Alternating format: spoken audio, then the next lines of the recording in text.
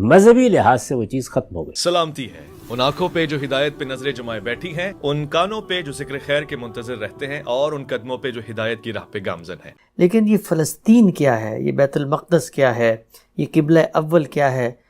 کچھ تصورات ہیں ہمارے ہاں کہ یہاں پر پہلے انبیاء آئے تھے، پرانا قبلہ یہ تھا، یہود نے قبضہ کر لیا ہے، پھر صلیبی جنگیں ہوئی ہیں، اور اب ہم نے اپنے اس مقدس مقام کو ان کے چنگل سے، ان کی یلغار سے چھڑوانا ہے. پہلا بنیادی سوال مجھے بتائیے، بطور مسلمان میں کھڑا ہو کے اگر دیکھتا ہوں تو یہ فلسطین میرے لیے حیثیت کیا رکھتا ہے، میرا اس سے تعلق کیا ہے، میرا دین مجھے اس بارے میں کیا بتاتا ہے؟ اس میں پہلے تو یہ سمجھنا چاہیے کہ یہ یروشلم، یہ فلسطین، یہ تاریخ میں مذہب سے کیسے متعلق ہوئے. میں کئی مرتبہ یہ بات واضح کر چکا ہوں کہ اللہ تعالیٰ نے جو نبوت کی اسکیم جاری کی اس کے دو دور ہیں. پہلا دور وہ تھا جس میں اللہ تعالیٰ یہ فرماتے ہیں کہ میں نے ہر قوم کی طرف ایک رسول بھیجا. یعنی ظاہر ہے اس وقت اقوام بھی چند ہی ہوں گی، تو جب جب وہ اقوام دنیا میں پھیلنا شروع ہوئیں تو اللہ تعالیٰ نے یہ فرمایا ہے کہ ہر قوم کی طرف ایک رسول بھیجا گیا. وَلِكُلِّ أُمَّةٍ الرَّسُولُ فَإِذَا جَاءَ رَسُولُهُمْ قُضِيَ بَيْنَهُمْ بِالْقِسْطِ وَهُمْ لَا يُظْلَمُونَ. ٹھیک، جس قوم کی طرف بھی رسول بھیجا گیا اس کے لیے عدالت لگی، اور اس کا اسی دنیا میں انصاف کے ساتھ فیصلہ سنا دیا گیا. یہ ایک سنت الہی ہے. یہ قرآن مجید نے بتایا ہے کہ افراد کا محشر تو قیامت میں لگے گا، لیکن قوموں کا محشر یہی دنیا ہے. اس میں جو قومیں عام حالات میں دنیا کے اسٹیج پر نمودار ہوتی ہیں وہ بھی بچپن کے، لڑکپن کے، شباب کے مراحل سے گزرتی ہیں، اور پھر حرم و شیب پر پہنچنے کے بعد ہلاکت کی نظر ہو جاتی ہیں. ٹھیک، اللہ تعالیٰ ایک ترتیب کے ساتھ قوموں کو دنیا کے اسٹیج پر یہ موقع دے رہا ہے. اس کو بطور اصول بھی بیان کیا ہے کہ تلک الایام نداولھا بین الناس، یعنی اس میں ایک کے بعد دوسری قوم آتی چلی جاتی. رسولوں کی بعثت جن قوموں کی طرف ہوئی، جس طرح کہ میں نے عرض کیا ہے، ان کے لیے یہ عدالت زمین پر لگ جاتی ہے. یعنی وہی عدالت جو قیامت میں افراد کے لیے لگنی ہے وہ زمین پر قوموں کے لیے اسی دنیا میں لگ جاتی ہے. اس کے فیصلے سنائے گئے، اور وہ فیصلے ہیں جن کا قرآن حوالہ دیتا ہے مختلف موقعوں پر، جیسے عاد کے بارے میں، جیسے سمود کے بارے میں، جیسے قوم شعیب کے بارے میں، جیسے قوم لوط کے بارے میں، سیدنا ابراہیم علیہ السلام کی قوم کے بارے میں. یہ پہلا دور ہے. اس کے بعد دوسرا دور شروع ہوا نبوت کا. یہ بات سمجھ میں آتی ہے کہ قومیں جب مختلف جگہوں پر بکھری ہوئی تھیں، لوگ کچھ خانہ بدوش سے تھے، اس وقت نوعیت الگ تھی، لیکن آہستہ آہستہ دنیا ایک لحاظ سے گویا متوطن ہونا شروع ہوئی. قوم میں قبیلے بننے شروع ہوئے، اور بعد میں ہم نے دیکھا کہ بڑی سلطنتوں کی صورت بھی اختیار کر لی انہوں نے. تو یہ دور جب آنے کے قریب تھا تو سیدنا ابراہیم علیہ السلام کا انتخاب کیا گیا. یہ بتایا گیا کہ ہم نے آپ کو دنیا کی پیشوائی کے لیے منتخب کر لیا ہے. جاعلک للناس اماما، امامت کے منصب پر. یہ امامت کیا ہے؟ یہ ظاہر ہے مذہب اور دین کے معاملے میں پیشوائی ہے، رہنمائی ہے. تو یہ انتخاب کیا گیا. انتخاب کرنے کے بعد ان کی یہ ذمہ داری لگائی گئی کہ آپ اپنی اولاد کے ایک حصے کو کنعان میں آباد کریں گے اور دوسرے حصے کو آپ جزیرہ نمائے عرب میں آباد کریں گے. ٹھیک. چنانچہ اپنی قوم پر اتمام حجت کے بعد جب وہ وہاں سے نکلے، ہجرت کی انہوں نے، اور ان کی قوم پر اللہ تعالیٰ کا عذاب آ گیا جس طرح کہ سورہ توبہ میں اس کی تصریح کی ہے، تو پھر انہوں نے اس علاقے میں آ کے اللہ کی عبادت کا وہ گھر بنایا جس کو ہم بیت اللہ کہتے ہیں یا مسجد حرام کہتے ہیں. اس کی تاریخ سے ہر مسلمان واقف ہے. اس کی تعمیر نو کی گئی، اس کی پرانی بنیادیں اٹھائی گئیں. پہلے کی تاریخ کیا تھی وہ نہیں کہا جا سکتا حتمی طور پر کہ کب ابتدا ہوئی، کن مراحل سے گزرے، لیکن اس کی تعمیر نو کی گئی، اس کی بنیادیں اٹھائی گئیں، اور جب وہ گھر تعمیر ہو گیا، وہ مسجد بن گئی، تو پھر سیدنا ابراہیم سے اللہ تعالیٰ نے یہ مطالبہ کیا کہ اب آپ اپنے بیٹے کو اس کی ذمہ داریوں کے لیے، اس کی مجاورت کے لیے وقف کر دیں. ٹھیک. یہ اب تولیت اسی خاندان میں رہے گی.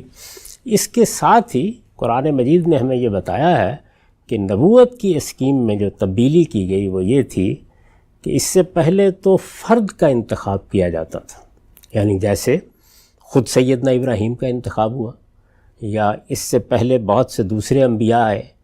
اس کے بعد اب نبوت کو ذریت ابراہیم کے ساتھ خاص کر دیا گیا۔ اچھا، یعنی ہر قوم میں رسول بھیجنے کی بجائے آج سے کم و بیش 4000 سال پہلے یہ فیصلہ کیا گیا کہ اب نبوت ابراہیم کی قوم کے ساتھ خاص رہے گی، ذریت ابراہیم کے ساتھ خاص رہے گی، نبی انہی میں آئیں گے، رسول بھی انہی میں آئیں گے۔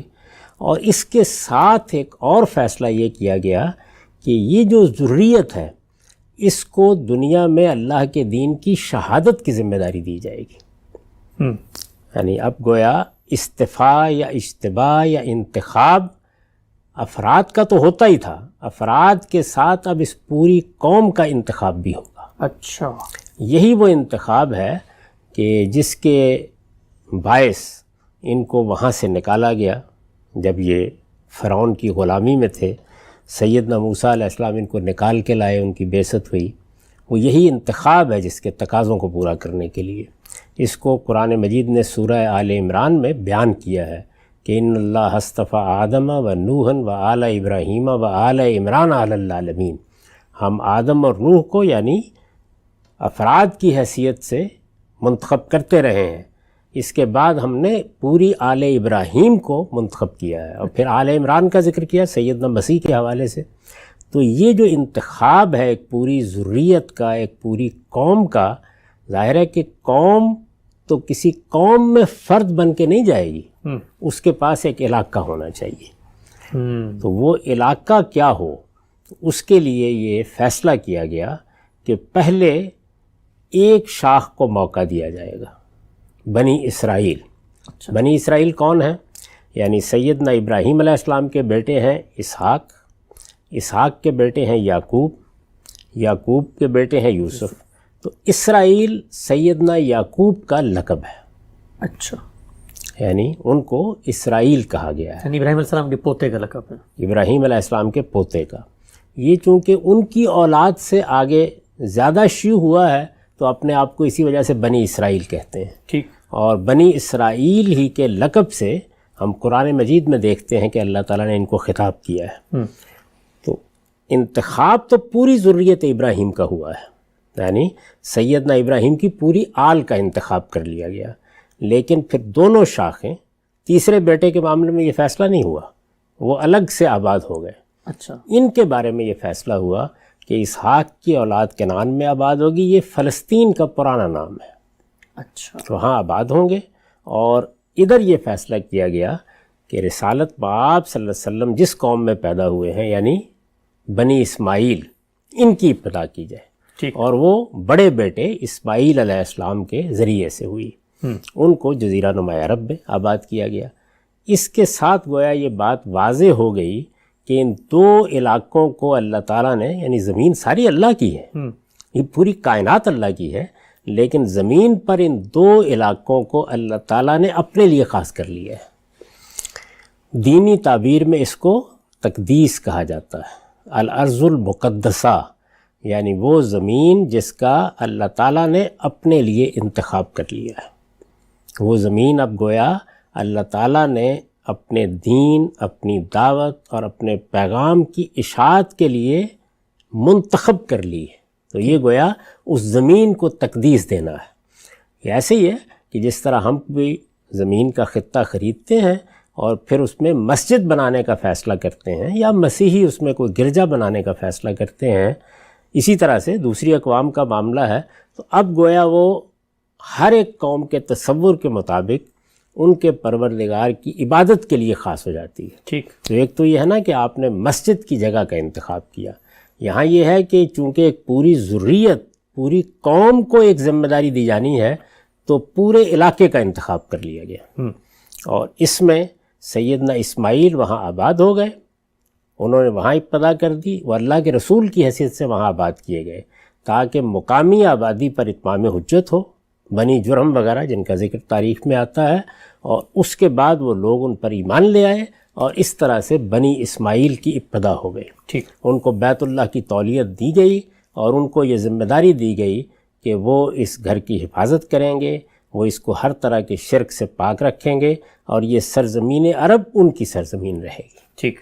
ادھر بنی اسرائیل کو معاف کیجیے گا، یہ کہا گیا کہ اب آپ مصر سے نکلیں. یہ جو نکلنے کے لیے مطالبہ کیا گیا ہے وہ کوئی کسی قوم کی آزادی کا مطالبہ نہیں ہے، بلکہ اس ذمہ داری کو ادا کرنے کے لیے جب یہ طے ہو گیا سیدنا موسیٰ علیہ السلام کی بعثت کے بعد کہ اب توحید کا مرکز فلسطین میں بنایا جائے گا، پہلے ان کو موقع دیا گیا، ان کا انتخاب ہوا پہلے. یہ وہ چیز ہے جس کو قرآن مجید جگہ جگہ کہتا ہے وَلَقَدْ اخْتَرْنَاهُمْ عَلَىٰ عِلْمٍ عَلَى الْعَالَمِينَ. دنیا کی ساری قوموں میں سے ہم نے ان کا انتخاب کیا. انی فضلتکم علی العالمین. یہ جو سورہ بقرہ میں آپ تمہید کے فوراً بعد دیکھتے ہیں کہ بار بار اس بات کا ذکر کرتا ہے دنیا کی قوموں میں ترجیح دے کر تمہارا انتخاب کیا، تمہیں فضیلت بخشی. تو یہ فضیلت کیا ہے؟ اصل میں یہ ایک ذمہ داری کا بیان ہے. جس طرح پیغمبر کے لیے جب کسی کو منتخب کیا جاتا ہے تو وہ فضیلت ہوتی ہے، اسی طرح سے جب اس پوری قوم کو یا اس نسل کو منتخب کیا گیا تو یہ ان کے لیے بڑی فضیلت کی چیز تھی. گویا دنیا کی سب قوموں میں سے اللہ تعالیٰ نے ان کو اپنے لیے خاص کر لیا. ٹھیک.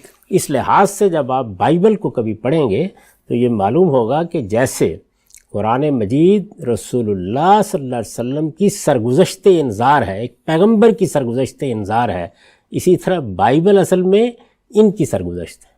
ٹھیک. جس دینونت کا ظہور ان کے ذریعے سے ہونا ہے، جو ذمہ داری انہیں دی گئی ہے، جس منصب پر یہ فائز کیے گئے ہیں، وہ اس کی سرگزشت ہے ساری کی ساری، کہاں سے ابتدا ہوئی، کن مراحل سے گزرے. تو ان لوگوں نے ظاہر ہے کہ فلسطین میں اب آنا تھا، اسی کے لیے ان کو حکم دیا گیا کہ اب تم جہاد کرو، کیونکہ وہاں تو کچھ اقوام آباد ہیں.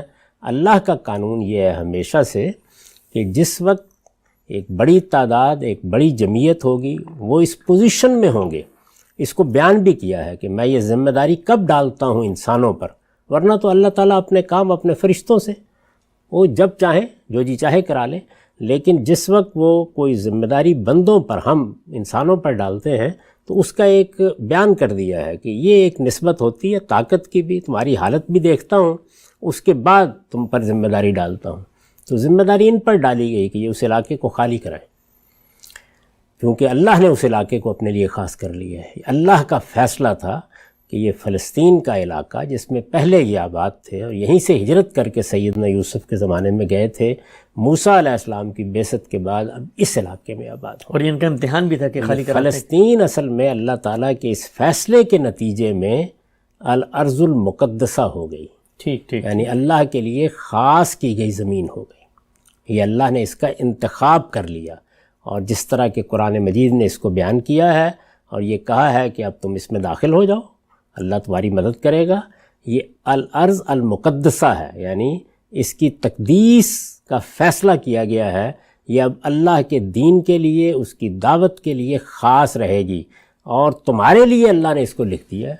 کتب اللہ لکم، یعنی یہ تمہارے لیے لکھ دی گئی ہے، اس میں بس تمہیں داخل ہونا. یہ بالکل ایسے ہی تھا جیسے رسول اللہ کے ساتھیوں کے لیے یہ لکھ دیا گیا تھا کہ دنیا کے ایک بڑے حصے پر ان کی سلطنت قائم ہونی ہے، لیکن اس کے لیے جد و جہد ان کو کرنی ہے، نکلنا ان کو ہے. جب وہ نکلیں گے تو اللہ تعالیٰ نتائج ان کے حق میں کر دے گا. تو ان کے بارے میں بھی یہی فیصلہ تھا، لیکن انہوں نے کمزوری دکھائی اور یہ اس کے لیے تیار نہیں ہوئے. سیدنا موسیٰ علیہ السلام دنیا سے رخصت ہو گئے. ان کے رخصت ہونے کے بعد ان کے خلفاء کی قیادت میں پھر یہ وہاں داخل ہوئے، اور وہاں پھر بعد میں ایک لمبی تاریخ ہے جس میں ان کے اوپر بہت کچھ نشیب و فراز بھی آئے، اس محلال کے موقع بھی آئے.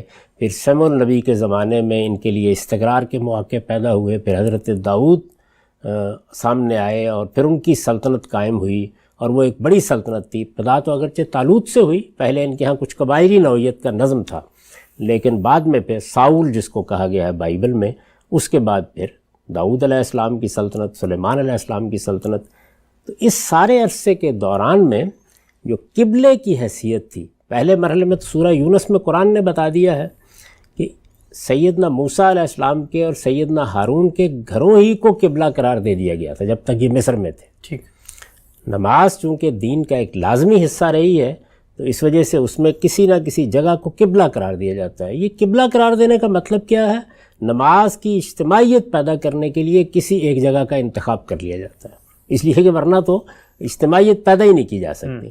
کسی نے امامت کرانی ہے، لوگوں نے پیچھے کھڑے ہونا ہے، تو ظاہر ہے کہ کوئی رخ ہوگا نا جس جانب، اس سے مرکزیت بھی پیدا ہوتی ہے۔ اب وہ رخ کس طرف کرنا ہے؟ میں نے یہ عرض کیا ہے کہ سورہ یونس میں بتایا گیا ہے کہ جب یہ مصر میں تھے تو وہاں یہی کیا گیا۔ یہاں کوئی شخص یہ سوال کر سکتا ہے کہ اللہ کی عبادت کا پہلا گھر تو بیت اللہ ہے، سیدنا ابراہیم نے اس کو آباد کیا تھا، اس کی تعمیر نو کی تھی، تو وہاں مصر میں اسی کو قبلہ کیوں قرار نہیں دیا گیا؟ دیکھیے بات یہ ہے کہ بعض اوقات جب لوگوں کی ابھی ٹھیک تربیت نہیں ہوئی ہوتی، یا بعض چیزیں ان کے لیے گویا قومی عصبیت کا موضوع بن گئی ہوتی ہیں، یا کسی چیز کے بارے میں کچھ اباہ پیدا ہو گیا ہوتا ہے، انقباض پیدا ہو گیا ہوتا ہے، تو اس کو چھیڑا نہیں جاتا۔ خود رسالت مآب صلی اللہ علیہ وسلم نے اس کا سبق دیا ہمیں، یعنی آخری زمانے میں جب آپ نے دیکھا بیت اللہ کو، تو فرمایا کہ یہ جو بیت اللہ کے آگے جگہ بچی ہوئی جس کو حتیم کہتے ہیں، یہ بیت اللہ کا حصہ ہے، اور ہونا یہی تھا کہ اس پوری کی پوری جگہ پر بیت اللہ کی عمارت بنائی جائے۔ پہلے ایسے ہی ہوتا تھا، یہ حضور نے بتایا، پہلے ایسا ہی ہوتا تھا، لیکن عمارت گر گئی، تعمیر نو کی قریش نے، ان کے پاس کچھ مسالہ، کچھ اخراجات کم پڑ گئے، تو انہوں نے اتنی جگہ باہر چھوڑ دی۔ اسی طرح سے چونکہ وہ متولی تھے تو وہ چاہتے تھے کہ ہمارا ایک خاص مقام رہے، تو انہوں نے بیت اللہ کا دروازہ بھی ایک ہی بنایا اور دروازہ کچھ اونچا کر دیا، تاکہ ہماری مرضی کے بغیر لوگ داخل نہ ہو سکیں، ہم جس کو چاہیں اندر۔ اب بھی یہی ہوتا ہے، ایسا نہیں ہے کہ میں آپ جائیں اور اندر چلے جائیں۔ تو یہ دونوں باتیں حضور نے بیان فرمائیں، تو ظاہر ہے کہ یہ سوال پیدا ہوا کہ پھر ان کو ٹھیک کر دینا چاہیے۔ تو آپ نے فرمایا کہ تمہاری قوم کے لوگ، سیدہ عائشہ کے ساتھ یہ ساری بات ہوئی ہے، تمہاری قوم کے لوگ ابھی نئے نئے اسلام میں آئے ہیں، تو اس کا شدید اندیشہ ہے کہ یہ چیز ان کے ہاں بڑے افتراق کا باعث بن جائے گی، اگرچہ رسول اللہ بھی کریں، اگرچہ رسول اللہ بھی کریں گے۔ تو ظاہر ہے کہ یہ چیزیں دیکھنا ناگزیر ہوتا ہے، کیونکہ قبلہ کس کو قرار دینا یہ کوئی بڑی بات نہیں ہے۔ اللہ تعالیٰ نے یہ بتا دیا ہے کہ یہ محض اجتماعیت پیدا کرنے کا ایک معاملہ ہوتا ہے، اس سے کوئی قیامت نہیں آ جاتی۔ تو گھروں کو قبلہ قرار دیا گیا۔ اس کے بعد جب یہ سفر میں رہے تو وہاں پر ایک صندوق تھا جس میں تورات کی تختیاں تھیں یا کچھ تبرکات تھے اسی طرح کے حضرت موسیٰ کے، اس کو قبلہ قرار دے دیا گیا، اور عام طور پر خیمہ عبادت کی حیثیت سے ذکر آتا ہے، اور اس خیمہ عبادت کو کیسے بنایا جائے، اس میں کیا کیا اہتمام کیا جائے، وہ اگر آپ دیکھیں تو اس کی تفصیلات بائبل میں نقل ہوئی ہیں، اور کوئی ایک جگہ نقل نہیں ہوئی، بڑی تفصیل کے ساتھ بیان ہوئی ہیں۔ اگلا مرحلہ ظاہر ہے یہی تھا کہ اب کوئی اللہ کی عبادت گاہ بنائی جائے، تو وہ عبادت گاہ یہاں بنائی گئی جس کو ہیکل سلیمانی کہا جاتا ہے۔ ظاہر ہے کہ اس کی جو عمارت تھی بڑی غیر معمولی بنائی گئی۔ یہ معلوم ہے کہ سیدنا سلیمان کی بارگاہ میں تو جنات تک کام کرتے تھے، ان کا اپنا محل انہوں نے بنایا جس کو قرآن کہتا ہے سرہم ممرد من قواریر، اور اسی طرح ہیکل کی عمارت بنائی گئی۔ تو عمارت کی کا جو گرینجر تھا اور اس کی بڑائی تھی اور اس کی عظمت تھی، اس کے لیے لفظ ہیکل استعمال کیا، ورنہ وہ مسجد تھی جو بنائی گئی، اسی لیے قرآن مجید نے اس کو المسجد الاقصیٰ کہا ہے۔ تو وہ مسجد تعمیر کی گئی، بہت بڑی مسجد۔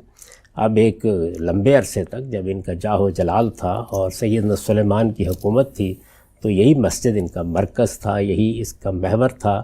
اس کے بارے میں بھی یہ معلوم ہوتا ہے قرائن سے کہ جب سیدنا سلیمان نے اس کو بنایا ہے، اور اس کے کچھ اثرات ہم کو بائبل میں بھی ملتے ہیں بعض جگہوں کے اوپر، بلکہ بعض محققین کا نقطہ نظر تو یہ ہے کہ سیدنا داؤد بھی اور سیدنا سلیمان بھی حج کے لیے آئے بیت اللہ میں۔ تو یہ کچھ قرائن، کچھ اشارات مل جاتے ہیں کہ اس کا قبلہ بھی اس طرف رکھا گیا، بیت اللہ کی طرف۔ لیکن بہرحال یہ مسجد بنائی گئی، اور یہ مسجد جب بنائی گئی اور بہت اہتمام سے بنائی گئی تو یہ ان کی عظمت کا بھی ایک نمونہ بن گئی، ان کے لیے مذہبی لحاظ سے بھی ایک مرکزی حیثیت اختیار کر گئی۔ ایک لمبے عرصے تک اس مسجد کا یہ شان شکو اسی طرح قائم بھی تھا۔ پھر آپ کو معلوم ہے کہ بختہ نصر نے حملہ کیا، اور اس کے بعد جب انہوں نے اضمحلال اختیار کیا اور یہ اس منصب پر نہیں رہے، اس کے تقاضے پورے نہیں کر سکے، وہ چند چیزیں ہوتی ہیں جو ان سے متوقع ہیں۔ ایک یہ کہ دین کے معاملے میں یکسو ہوں، کیونکہ اللہ کی منتخب قوم ہے، جو ذمہ داری ان کو دی گئی ہے شہادت کی، اس کے تقاضے پورے کریں، اور اپنے اندر وحدت قائم رکھیں۔ تو یہ چیز چونکہ ان سے مطلوب تھی، یہ اس میں جب پورے نہیں اترے تو اللہ تعالیٰ نے ان کو سزا دی، اور یہ قانون بھی تورات میں بیان ہو گیا ہے کہ اس منتخب قوم کے لیے یہی قانون تھا کہ اگر یہ کسی غلطی کا ارتکاب کریں گے، بڑے انحراف کا، دنیا ہی میں سزا دی جائے گی۔ یہ جو آپ دیکھتے ہیں کہ ایک بستی کے کنارے، ایک دریا کے کنارے ان کی ایک بستی میں وہ کہا ہے نا قرآن مجید نے کہ جب انہوں نے مچھلیاں پکڑنے میں اللہ کے حکام کی خلاف ورزی کی تو ہم نے کس طرح سے ان کو مسخ کر کے رکھ دیا، تو اس طرح ان کو دنیا ہی میں سزا ملتی ہے۔ تو پہلی سزا ان کو وہ ملی، اس کا ذکر قرآن مجید نے سورہ بنی اسرائیل میں کیا ہے۔ اس کی تفصیلات ہیں، اس میں کیا ہوا، وہ ایک بڑا ہی دردناک سانحہ تھا، لیکن وہ سزا ان کو ملی، اور اس میں ہیکل کی بھی، یعنی اس مسجد کی بھی اینٹ سے اینٹ بجا دی گئی۔ اچھا، تو اللہ تعالیٰ جس وقت سزا دیتے ہیں تو یہی صورت ہے۔ کن لوگوں نے حملہ کیا تھا؟ بابل کی حکومت، اچھا، بخت نصر، اس نے حملہ کیا، کسی اور دین کے ماننے والے، جس کو نبو خد نصر بھی کہتے ہیں، تو دونوں تلفظ اس کے ٹھیک ہیں۔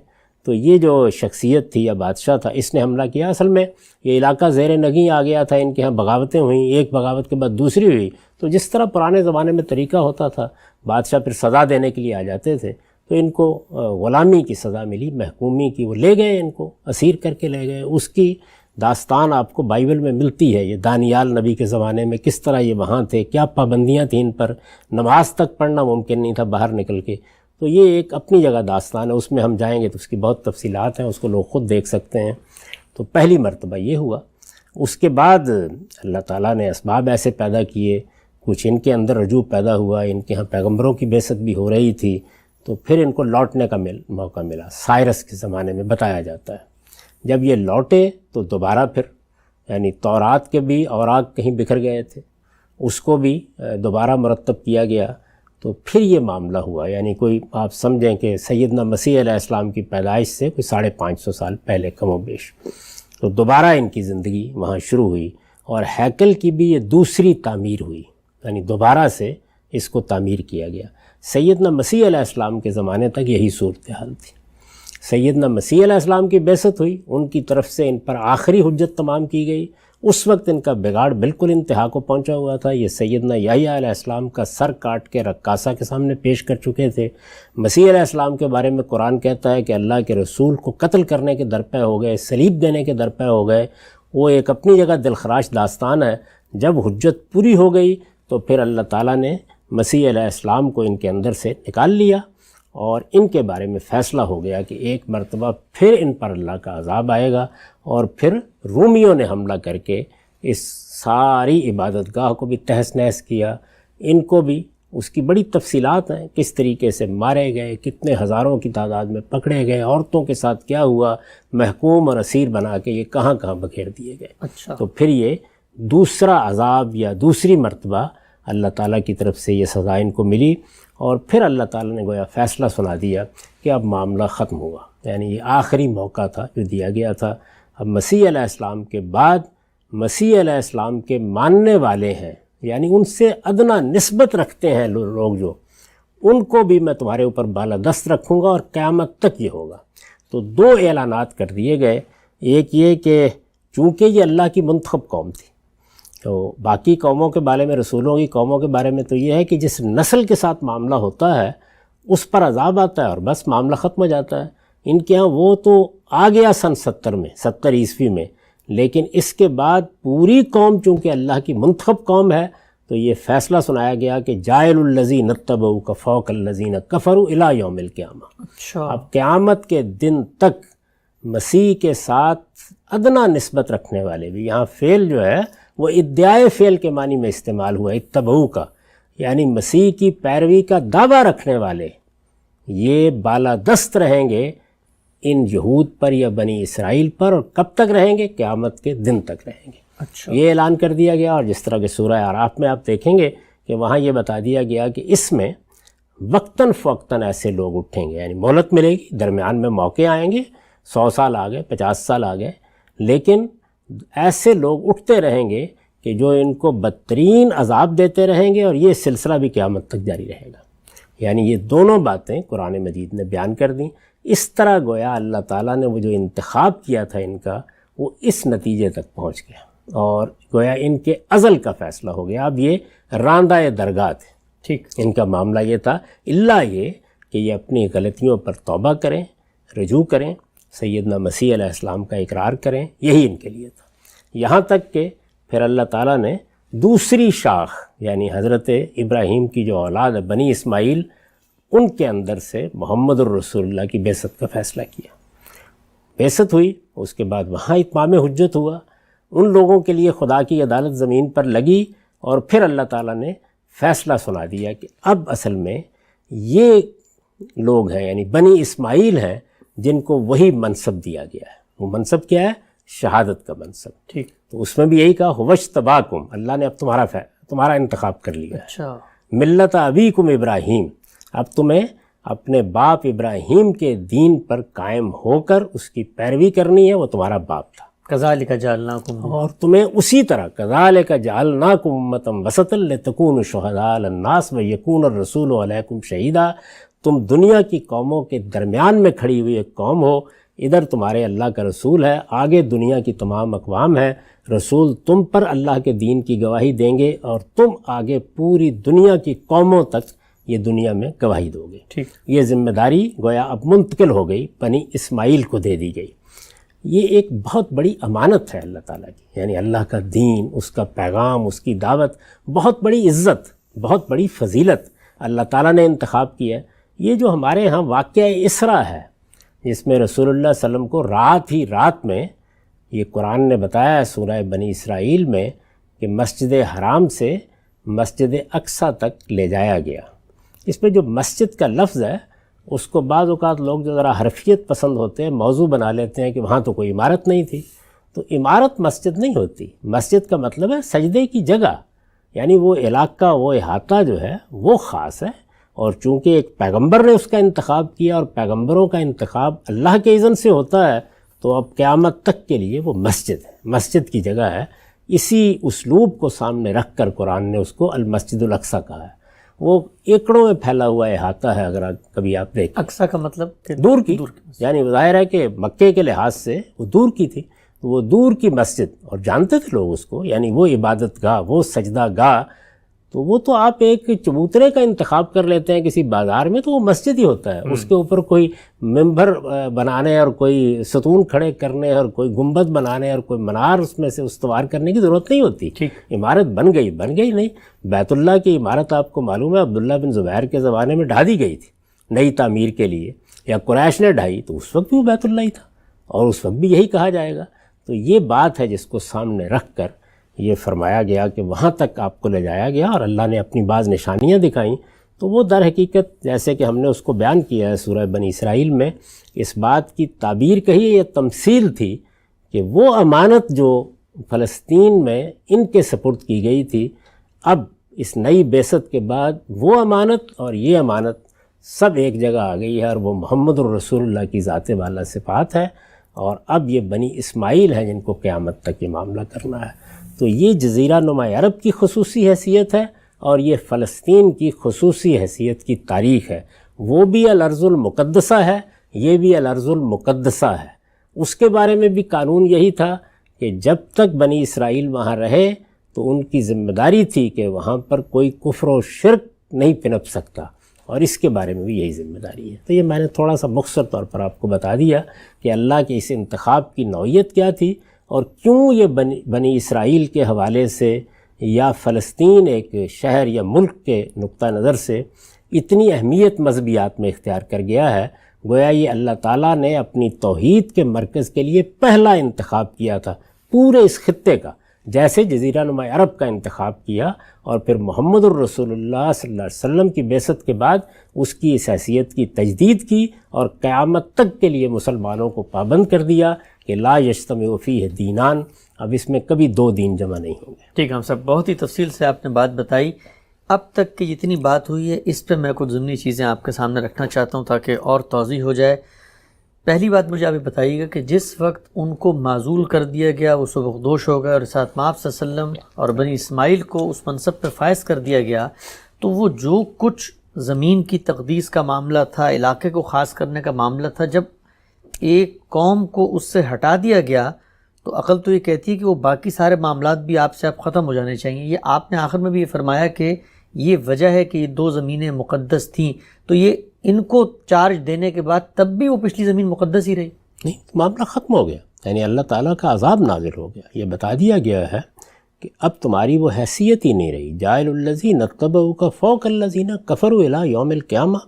اب تو اللہ تعالیٰ کی نگاہ التفات ان کی طرف اس وقت ہوگی، یہ تو اللہ کا انتخاب تھا نا۔ اس کا معاملہ یہ تھا کہ اللہ تعالیٰ نے سرزمین عرب سپرد کی ہے ہمارے، اب خدا نخواستہ خاکم بدہن مسلمان بھی اسی طرح کا انحراف اختیار کریں، امت مسلمہ بھی، اور اللہ چھین لے، یعنی میں پھر وہی عرض کر رہا ہوں معاذ اللہ ایسی کوئی صورت کبھی پیدا نہ ہو، لیکن اللہ تعالیٰ اس کو چھین لے تو اس کا مطلب کیا ہوگا؟ اس کا مطلب یہ ہوگا کہ عذاب کی زد میں آ گئے ہیں لوگ۔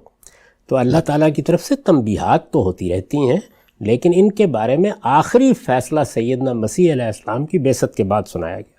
پہلے بھی تنبیہ کی گئی، پہلے بھی ان کے اوپر اللہ تعالیٰ کے عذاب کا تازیانہ برسا، پوری تاریخ قرآن مجید نے سورہ بنی اسرائیل میں سنائی ہے، لیکن آخری مرتبہ یہ فیصلہ کر دیا گیا کہ اب قیامت تک تم عذاب کی زد میں رہو گے، سوائے اس کے کہ تم لوٹو اور صحیح رویہ اختیار کرو۔ اس میں ظاہر ہے کہ بہت بڑی شرط ہے، سیدنا مسیح کو بھی ماننا ہوگا اور محمد الرسول اللہ کا بھی اقرار کرنا ہوگا۔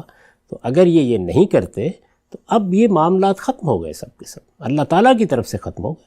ٹھیک، تو یہ اللہ تعالیٰ جب بھی فرماتے ہیں کہ ان ادتم ادنا اور اوفو بعہدی اوفی بعہدی، تو یہ لوٹنا ان کا کیا مطلب؟ یہ بنی اسرائیل، یہ جو فلسطین کی قوم، یہ جو کچھ آج لوگ موجود ہیں، یہود ہیں، وہ لوگ لوٹتے ہیں اور وہ کہتے ہیں کہ چلے ہم سے غلطی ہوئی، ہم ذمہ داری کو اٹھاتے ہیں، تو پھر اللہ میاں کیسے لوٹیں گے؟ وہ تو معزول کر کے الگ ہو چکے، نئی قوم آ چکی ہے۔ تو لوٹنا کیا ہے؟ لوٹنا یہی ہے کہ حضرت مسیح کو بھی مان لیں، محمد رسول اللہ کو بھی مان لیں، تو سارے مسئلے ختم ہو گیا۔ یعنی پھر لوٹنا کیا ہے؟ پھر تو وہ حصہ ہیں محمد الرسول اللہ کی بعثت کے بعد بنی اسماعیل دعوت کے میدان میں کھڑے ہیں، ان کو ذمہ داری دی گئی، ٹھیک، وہ دعوت دے رہے ہیں، یہ دعوت میں قبول کرتا ہوں، میں بھی ان کا حصہ بن جاتا ہوں، آپ قبول کرتے ہیں، آپ بھی ان کا حصہ بن جاتے ہیں، یہ قبول کریں، یہ بھی ان کا حصہ بن جائیں، تو پھر وہ تو بہت بڑی بات ہے اگر یہ ہو جائے۔ یعنی اب یہ نہیں ہے کہ یہ کہے کہ ہم اللہ تعالیٰ کے ان فیصلوں کو تو مانیں گے نہیں، یعنی مسیح علیہ السلام کی بعثت کو بھی نہیں مانیں گے، محمد الرسول اللہ صلی اللہ علیہ وسلم کی بعثت کو بھی نہیں مانیں گے، تو ہم لوٹ آئے ہیں، تو کہاں لوٹے ہیں آپ؟ یعنی سارا مسئلہ کیا ہوا کہ اللہ تعالیٰ نے مسیح علیہ السلام کو بھیجا، آخری حجت تمام ہوئی، اور بجائے اس کے کہ یہ ان کی دعوت کو قبول کرتے اور ان کے سامنے اپنے آپ کو جھکا دیتے، انہوں نے کیا کیا؟ انہوں نے تو ان کے قتل کے درپے ہو کر، صلیب دینے کے درپے ہو کر سرکشی کی انتہا کر دی۔ تو اب تو ظاہر ہے کہ ازالہ کرنا پڑے گا، تو اس کی دعوت ہر وقت ان کے لیے ہے۔ اللہ تعالیٰ فوراً ان کے اوپر کرم فرمائیں گے، رحم فرمائیں گے، وہ اس قوم کے اوپر اسی وقت ہوگا نا جب یہ ادھر آ جائے گی، قبول کر لے گی اس کو۔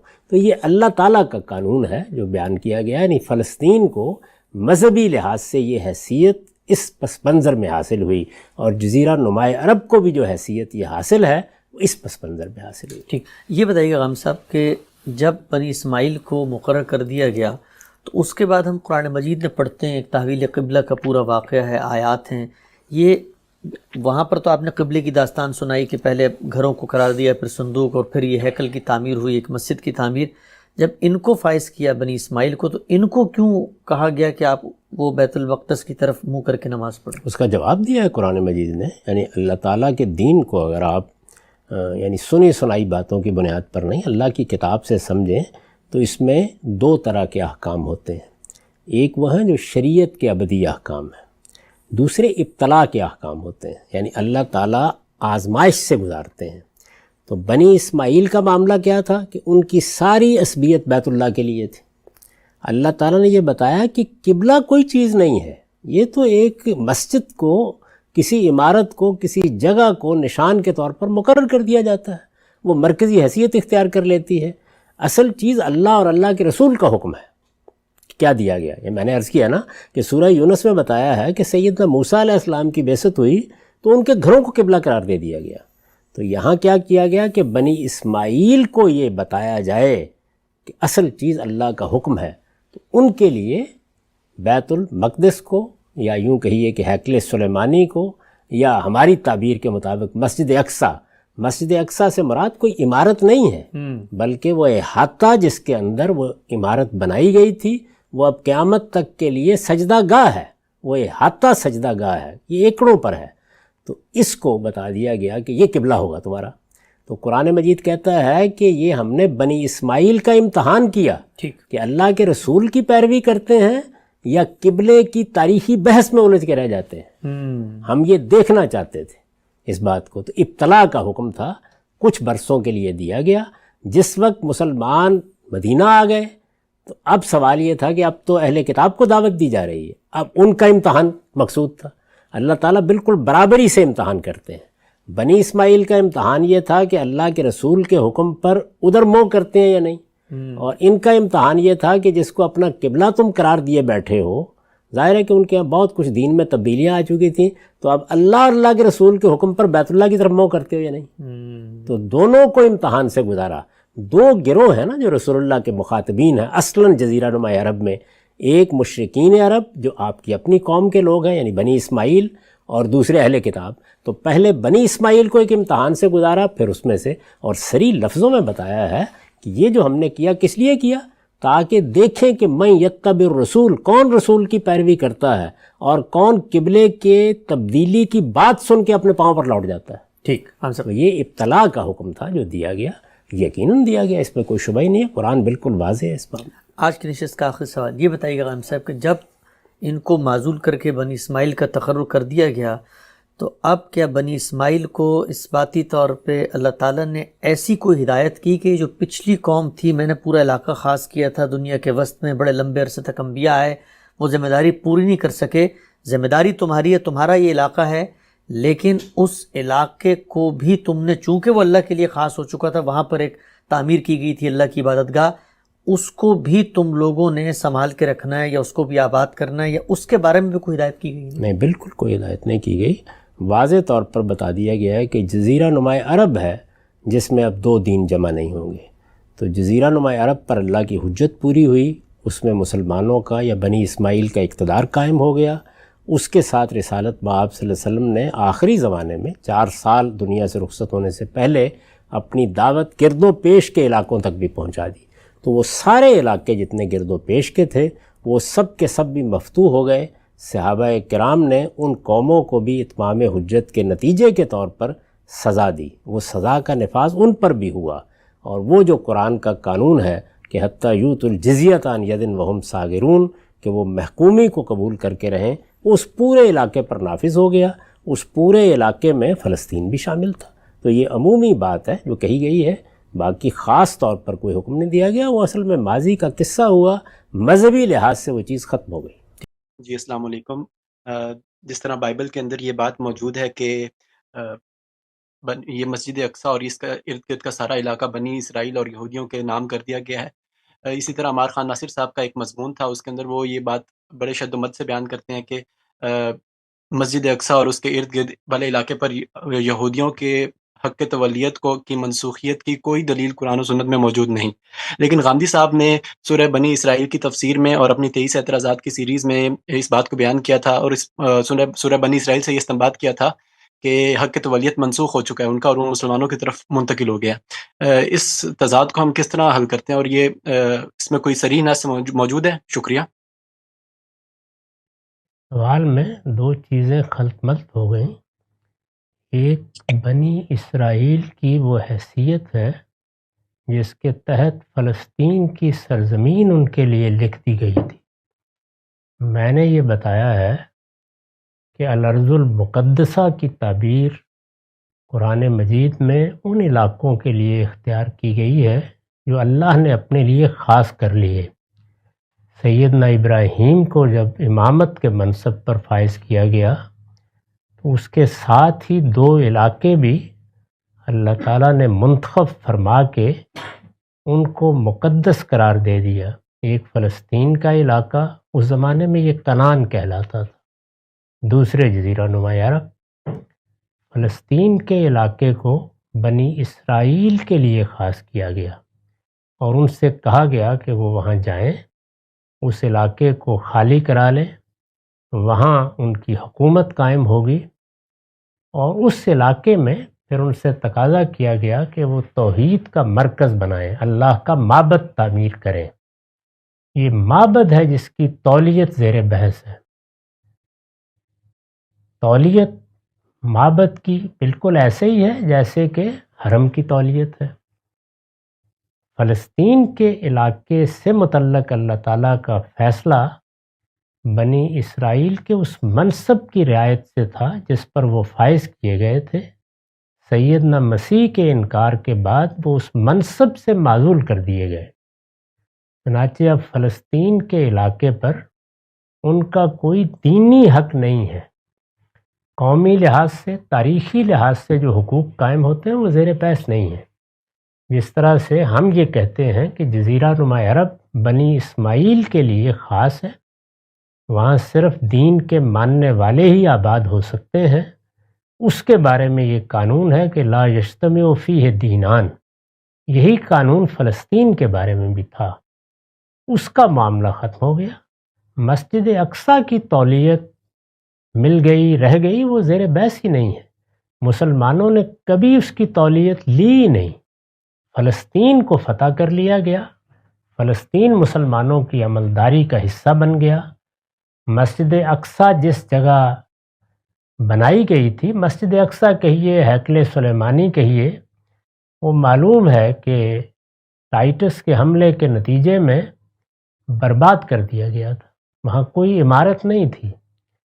اس وقت بھی وہ اصل میں ٹیمپل ماؤنٹ کہلاتا ہے، ایک کمپاؤنڈ ہے، ایک احاطہ ہے، کئی ایکڑوں پر مشتمل احاطہ ہے، جہاں کسی زمانے میں وہ معبد تھا۔